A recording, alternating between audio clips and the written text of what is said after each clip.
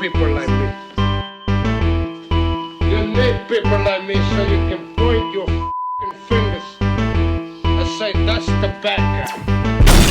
That's the bad guy. That's the bad guy. That's the bad guy. That's the bad guy.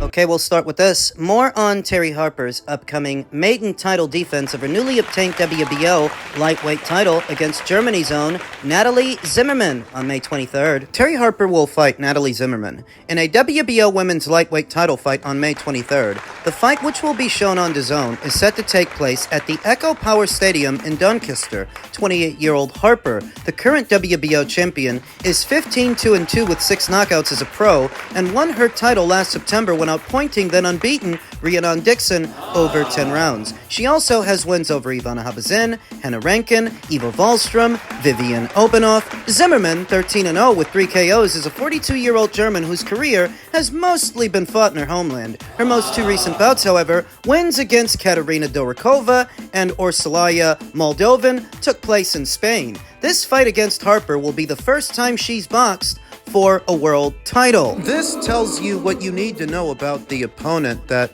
even though she's an unbeaten fighter, her career has been largely domestic level. 42 years old, boxing for a world title for the first time. That means that not only is Terry Harper the more experienced fighter in the fight by a wide margin, but she's also many years younger. So this is a fight that Terry should win comfortably. Also on the May 23rd show in Doncaster will be a lightweight fight between Maxie Hughes, a familiar face, and another one in Archie Sharp, as well as fights between James Flint and Hytham Lamauz and Reese Mood and Louis Sylvester. Also on that bill, Tycee Gallagher versus Ebony Jones. Interesting particulars in association with the bill is that this is not a Matchroom show. This is actually a GBM show. Does this mean that Terry Harper is no longer a Matchroom fighter? Is that what this heralds? The end of that relationship that spans many, many years. Is this only a momentary thing? A one-off so that she can fight in her native Doncaster?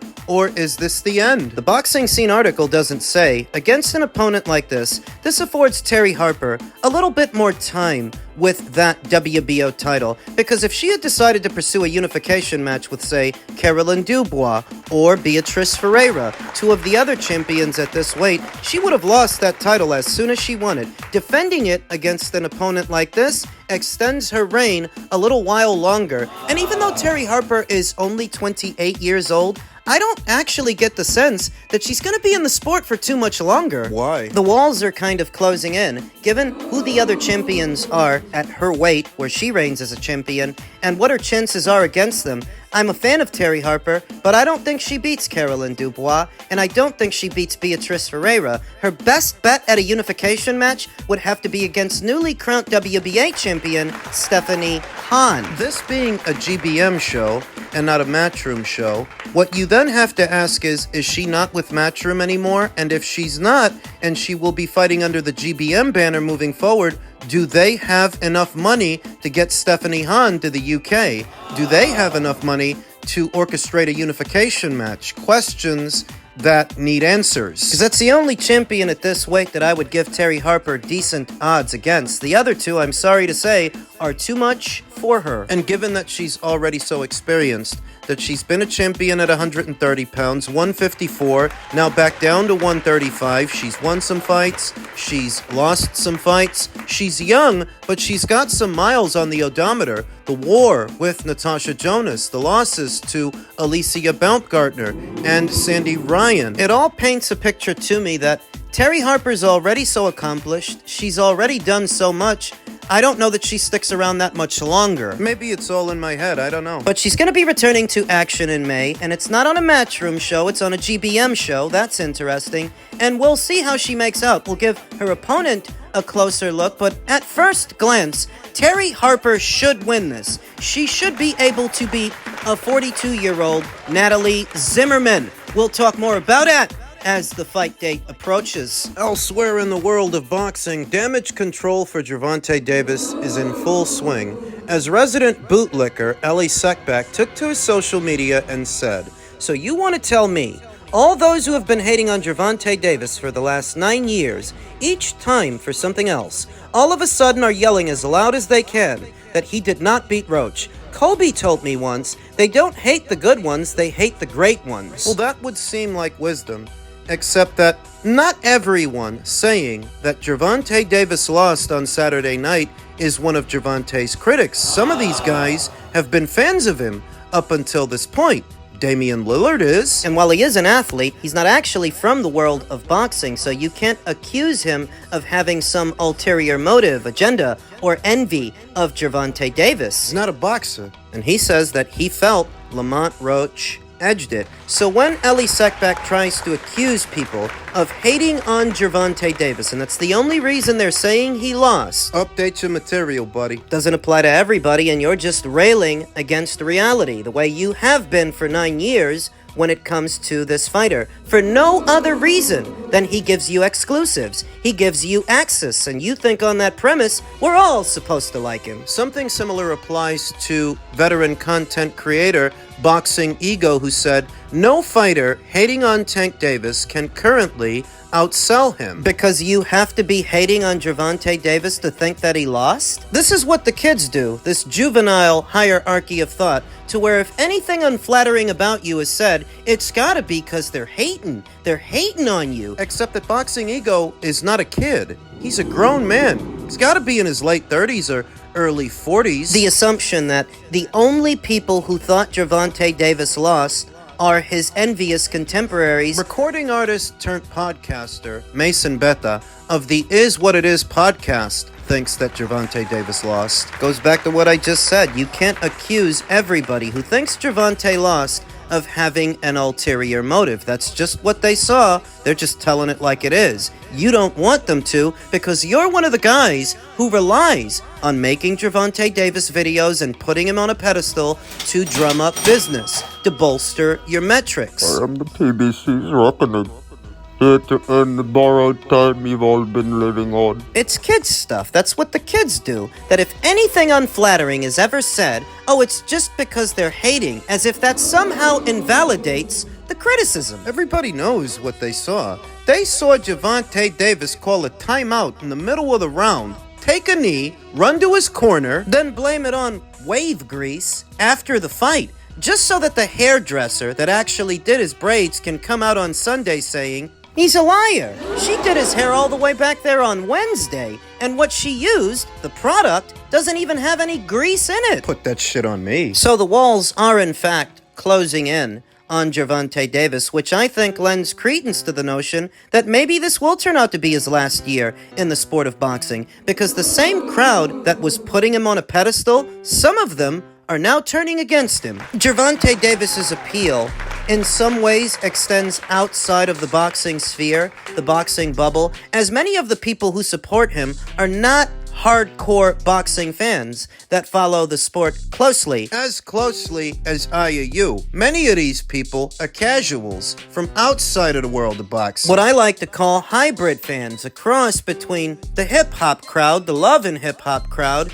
and, people who casually take in a boxing match every so often. People know what they saw. Seeing Gervonta Davis make all manner of excuses saying they took the fight from me and made it a draw because I did that bullshit knee, but I landed the most punches in the fight, to which readers on Twitter added a community note saying his comment is misleading because CompuBox had Davis landing less punches round by round, and the Jabber AI also had it the same way. Gervonta did not outland Lamont Roach. The hairdresser's calling you a liar. CompuBox is. Jabber is. When it rains, it pours. Though in hindsight, it was really only a matter of time. I look at Gervonta Davis's entire boxing career as one big keep busy fight, one big tune-up fight, to where fighting the kind of opponents you've been fighting for years doesn't prepare you for the ones that are halfway decent, the ones that ain't half bad,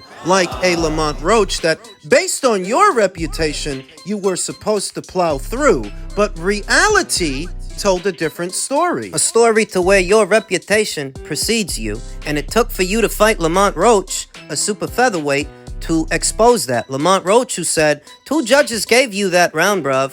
If they scored that knockdown, I would have won by unanimous decision. You know, just the other day, Gervonta Davis was taking shots at Turki El Sheikh for gesturing to Hamza Shiraz during his fight with Carlos Adames that he may be down by 2 rounds, implying corruption. That is what Gervonta Davis was insinuating, and I will admit that those are bad optics, though not worse than what we just saw on Saturday. No.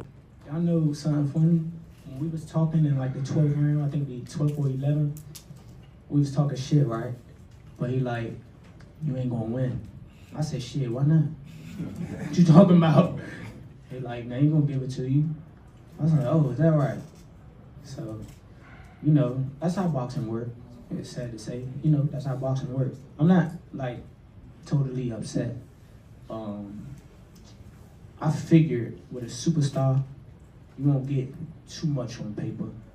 But shit, I damn sure thought I had it. Especially when they announced the score for him. I was like, oh, they gonna give me a split decision win. I was like, oh yeah. I said, oh shit, here it comes. But as soon as I heard that 114, I was just like, damn, all right, it's over with. So yeah, man, it's just crazy. I ain't gonna lie. Like it's okay. We gonna run it back. It's okay.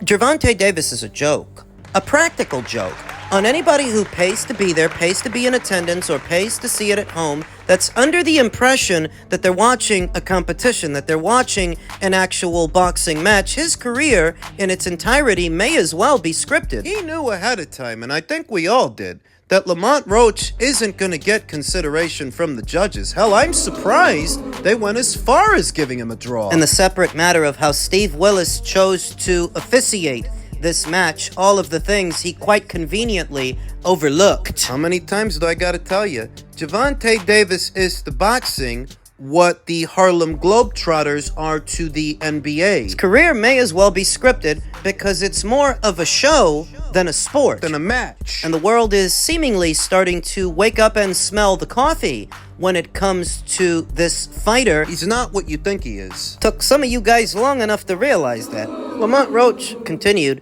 I was never worried about that, and truth be told, you hit like a bitch. That guy was jumping up and down because I was messing you up. What are you talking about? Referencing Gervonta Davis's power, his would-be knockout power, you know, he never knocked out anybody worth remembering. The only guy that comes to mind is Ryan Garcia, but you handicapped him with all of those weight stipulations. You couldn't knock out Isaac Cruz, and more recently, you couldn't knock out a super featherweight in Lamont Roach. So is he really a tank? He's more of a Jeep. Lamont continued, word around the block, y'all Fay fighter is finna be 30-1 and not 30-0-1. 2-time, 2-division champion. There was no precedent for their initial meeting. For Lamont Roach to move up in weight and fight Gervonta Davis, there was no real precedent in the first fight, but in the second, the precedent is redemption. The precedent is unfinished business since the first one was scored a draw. But I thought Gervonta Davis said that the rematch with Lamont likely wouldn't happen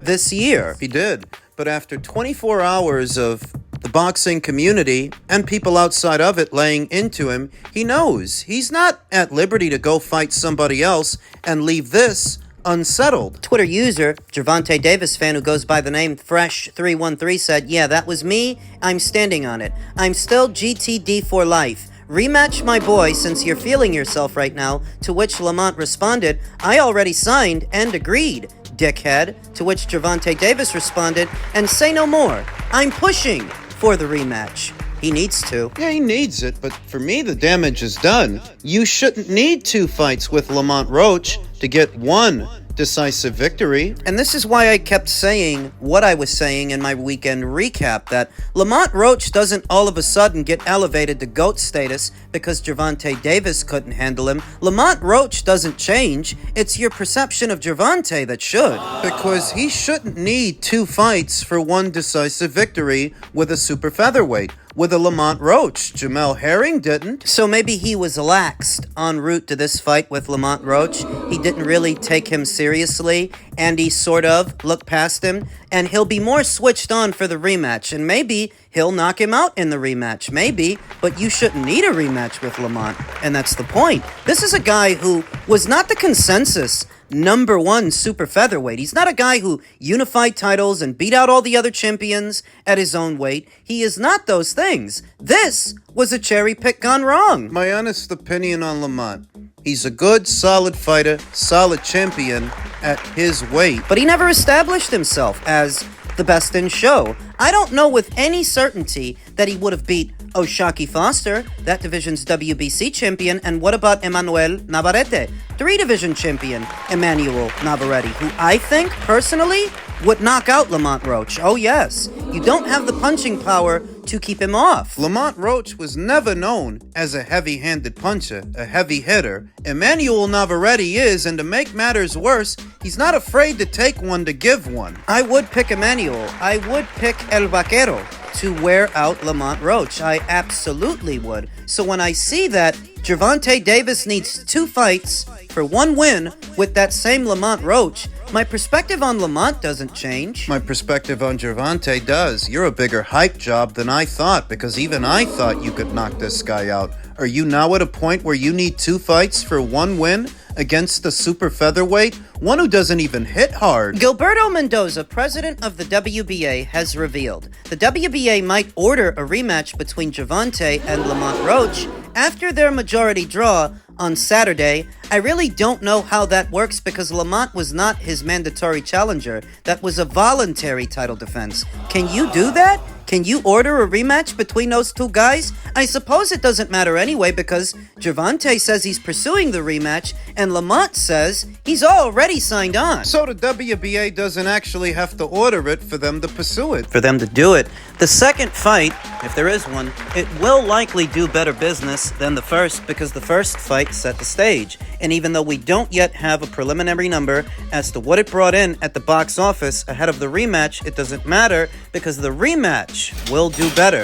It's got this as the backdrop, the backstory. How much better is the question. I don't imagine a lot of people bought this past weekend's fight, but they might buy the next one. A blessing in disguise for Gervonta Davis that he doesn't have to go to Saudi now. He's got this to keep him busy, this unfinished business. But I maintain that you shouldn't need 2 fights with Lamont Roach for 1 win. Not if you are Who they say you are. Chalk it up to an off night. Everybody has one, which is true, though when everybody else does, do Gervonta Davis's fans extend them the courtesy that they extend him? You know the answer. If not for their brazen double standards, they'd have no standards at all, as much as they move the goalpost when it comes to this fighter. Still in a bubble. And what is still a safer fight than a Shakur Stevenson fight would have been.